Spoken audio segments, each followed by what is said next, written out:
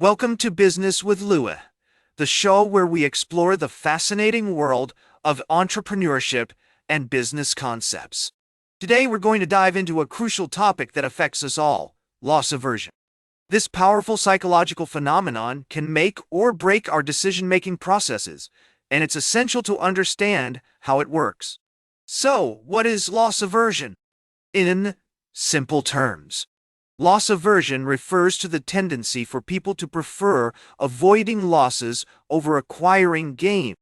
This means that we tend to feel more pain from losing something than pleasure from gaining something of equal value. For instance, imagine you're offered a bet where you can either win $100 or lose $100.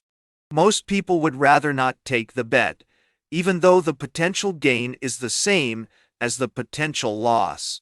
This is because our brains are wired to fear losses more than we value gains. The concept of loss aversion was first introduced by psychologists Amos Tversky and Daniel Kahneman in the 1970s. Their groundbreaking work on prospect theory revealed that people make decisions based on perceived gains and losses, rather than absolute values. This fundamental insight has since been applied to various fields, including economics, finance, and marketing. One notable case study is the story of Blockbuster, the video rental giant that went bankrupt in 2010. When Netflix offered to sell its service to Blockbuster for $50 million, the company declined, fearing that it would lose its brick-and-mortar business model. In reality, Blockbuster's reluctance to adapt to changing consumer behavior led to a massive loss. The company filed for bankruptcy just a few years later. Another example is the famous sunk cost fallacy experiment conducted by Hal Archies and Catherine Bloomer in 1985. Participants were given tickets to a ski resort and asked how much they would be willing to pay for an additional ticket. Those who had already purchased their tickets at full price were willing to pay more for the extra ticket than those who had received their tickets for free.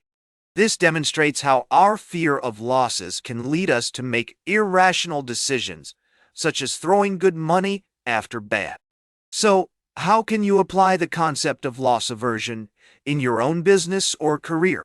First, recognize that people are more motivated by the fear of loss than the promise of gain.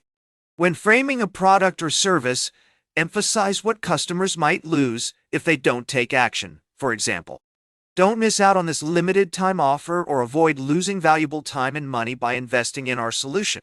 Second, use data and analytics to inform your decisions, but also be aware of the limitations of data and the importance of intuition and creativity. Finally, use the power of storytelling to create a narrative that emphasizes the potential benefits of a decision rather than the potential drawbacks.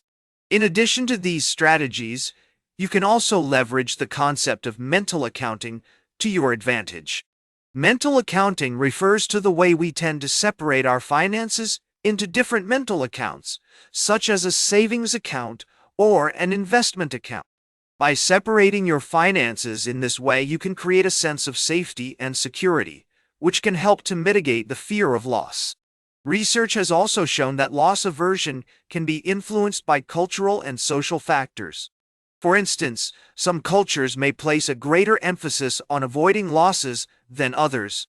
Similarly, social norms and peer pressure can influence our willingness to take risks.